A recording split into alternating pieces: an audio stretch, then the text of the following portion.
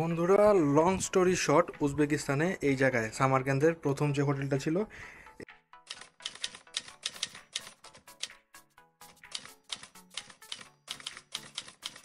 এই হোস্টেলে ছিলাম।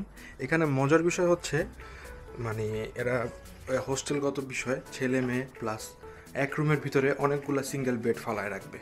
আর সিঙ্গেল রুম পাওয়া যায় খুব কম, ডাবল বেড পাওয়া যায় কম। এরা দুইটা বেডকে একসাথে করে ডাবল দরকার পড়লে রাখবে, কিন্তু শুধু ডাবল বেড পাওয়া যায় কম, কারণ এখানে প্রচুর মানে সোলো ট্রাভেলার আসে। আর যারা বাজেটে থাকে তারা সবাই এই যে এক রুমে থাকে। এই যে দেশি ভাই শুয়ে আছে, এখানে আমি ছিলাম। এইরকম যতগুলো বাজেট হোস্টেল দেখবেন, এখানে বাঙ্ক বেড কম পাবেন, কিন্তু এরকম করা। আর সিঙ্গেল রুম রেয়ারলি পাওয়া যায়। এইটা হচ্ছে একটা সিঙ্গেল রুম, এখানে শুধুমাত্র একটা, কিন্তু ফুল প্রাইভেসি না। এখানে আবার একটা দরজা আছে, এই দরজা দিয়ে এটার ভিতরে আরও এরকম পুরানো এরিয়া পাবেন আপনি, কিন্তু ভেতরের রুমের ভিতরের রুম আর এরকম সিঙ্গেল বেড সাজানো থাকে। তো এখানে খরচ পড়ছে $6.5, মানে 700 টাকা 800 টাকার মতো পার নাইট। আর এটাই সবচেয়ে চিপেস্ট অপশন ছিল সিটি সেন্টারের ভেতরে।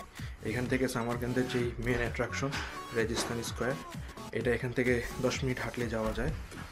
তো আর কোনো অপশন ছিল না। আর এই হচ্ছে টয়লেট নাই দেখালাম। এখন আমি যাচ্ছি বুখারা শহরে। এখানে আবার মানে উজবেকিস্তান দেশ এতটা মডার্ন না হলেও, মানুষের জামা কাপড় এখন ওল্ড স্টাইলের পরলেও এদের ট্রান্সপোর্টেশন সিস্টেম খুবই ভালো। বুলেট ট্রেন আছে, আবার নর্মাল ট্রেন আছে। আর মানে 300 থেকে 400 কিলোমিটারের দূরত্বের যেই ডেস্টিনেশনগুলো, দিনে 3-4 বার ট্রেন ছাড়ে। তো সব কিছু মিলিয়ে খুবই আর কি ইজি। এক্সাইটমেন্ট নিয়ে বলতে হবে, এখন তো আমি দৌড়ের উপরে আছি ভাই, চলে যাবো তো।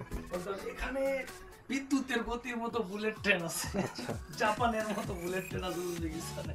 হ্যাঁ, ঘটনা সত্য, কিন্তু বেশি ঘোরাফেরা করলে সব কিছুই নর্মাল লাগে লাইফে, এই হচ্ছে বিষয়। যাই হোক, এটা হচ্ছে নিরিবিলি একটা হোস্টেল, হোমস্টের মতো। তো এখন রওনা দিব। এখান থেকে আমি 7 কিলোমিটার দূরে হচ্ছে ট্যাক্সি স্টেশন, ট্রেন স্টেশন, যেটা আমি 200 টাকা দিয়ে যেতে পারবো।